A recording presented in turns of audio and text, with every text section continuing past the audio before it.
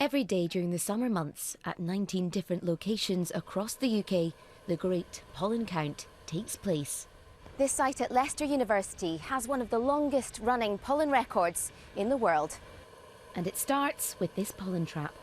This device up here is a weather vane, which basically moves the trap around so that the slit at the front, which is where the air is being pulled in, is always facing the prevailing wind. So inside here is where we've actually got the main device that the air gets trapped onto. Everybody uses the same Burkhard pollen trap, and we all have them situated at the same height, which is 10 to 12 metres above the ground. And we all have to make sure that there's no tall buildings around that will block the wind flow. And then the main other thing is every day the trap has to be changed at the same time. The slide has to be taken out and examined and replaced with a new one to record the next 24 hours. This is the actual microscope slide. Then it's back to the lab for the counting to begin. So the first thing is obviously to take the slide out that we've just removed from the pollen trap. The slide is stained and placed under a microscope for review. What we see here is a tiny snapshot of that slide we took out of the pollen trap. And you can actually see these blue blobs here. They're actually the grass pollen, which is what's causing all the problems at the moment.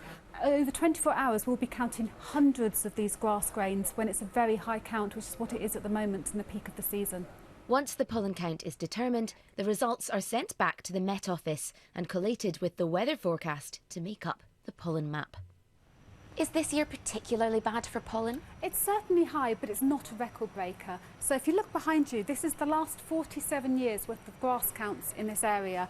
And the red is when it goes very high, and the purple is when it's exceedingly high. And although in the last week we've had a lot of very highs, we clearly haven't had a year like we did in 2005, where it was exceedingly high for a long period. There's definitely been a rise since the early 1980s to probably the beginning of this century, but we are starting to see a plateau, but certainly it increased from maybe 1 in 8 to about 1 in 5 people now have hay fever. Jenny Lawrence, BBC News. Well, joining us now is Dr. Farah Sheikh, who is a GP. Good morning to you. So we heard in that piece that it's not a particularly unusually high year, but it certainly feels like it. Have you noticed lots of people coming into your practice? Yeah, this year I've noticed that so many more people are coming in because the usual over-the-counter medication that you're getting from the pharmacies doesn't seem to be having much effect. Why do you think that is? We're not really sure why it is. It could be because of the hot weather that we're experiencing this year. So that's the only real thing that I can think of. Yeah. And we were talking earlier, a lot of people getting in touch saying that as well as hay fever, they get asthma, and then the weather and the conditions, the pollution makes that, it's a vicious circle. Yes, it is. Yeah, with the still warm air that we're getting, we've noticed that a lot of people are having more problems with controlling their asthma. And then when you've got asthma, you're more prone to other allergy problems such as eczema and also hay fever as well. So making sure that your asthma is well controlled is going to help to control your hay fever as well. We talked about 31 million people having hay fever, and a few of them have been in touch with us and just given us their kind of suggestions of how to deal with it. Yes. 'Cause obviously, people take antihistamines, but on top of this, we've got Joe Richards, who emailed in saying the best cure for hay fever is to take 1 teaspoonful of local, unfiltered honey every day of the year. What do you think about that idea? Well, anecdotally, I have heard that it does work. What it does is it desensitisers you to the pollen that's around. So, you know, the bees, they've got the local pollen. So you're having a tiny, tiny bit of that and building up your own immune response. So that in combination with antihistamines, give it a shot. You've mentioned the over-the-counter stuff that you get from Yes. the pharmacy. If, like the people who've been coming into your practice, people are saying that's just not strong enough. Medically, what are the other options?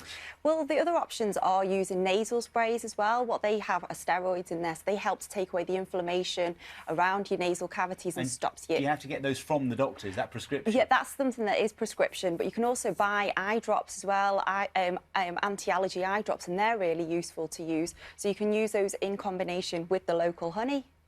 And there have been people who've sent in ideas as well, suggesting things to stop it happening in the first place. We had the honey one, but also things around wearing a hat so you don't get pollen in your hair, and putting petroleum jelly on your nose. What are they all doing? Well, there's no evidence to say that they work, but people have said that they have noticed that their symptoms are much better. So the petroleum jelly just at the tip of your nose can help to, and just at the entrance, can help to just trap the pollen to stop it going through your nose and stop the sneezing as well. Wearing a hat, your hair gets the pollen trapped in there, so making sure you're wearing a hat, and when you come back home, having a good shower, including washing your hair, to just get rid of those extra bits of pollen. And somebody was saying earlier that in the summer, not drying your bed sheets outside Yes. in the garden because they can get covered in pollen, and then you end up sneezing all night long, which I'd never thought of that before, but it explains why you can be, you know, acute all night long. Yes, definitely. So yeah, it's worth doing that. So trying to dry your sheets inside, or just using a tumble dryer as well, would be more useful for you to do. Is there any cure for it to just get completely rid of it? I mean, I'm guessing somebody would be very rich at the Yeah, thought of that. unfortunately there is no cure. So using the medications like the antihistamines, the nasal sprays, the eye drops, the local honey, all of those things should help to keep the symptoms at bay. 31 million people would like a cure, I think. Dr. Yourself Farah. included. Yeah, exactly. Thank you very much indeed. Thank you. Hopefully those levels will drop in the next few days, and Matt will have the weather for us, and he'll be talking pollen counts for today in a few minutes' time. Yes, it's 8:48. You're watching Breakfast from BBC News.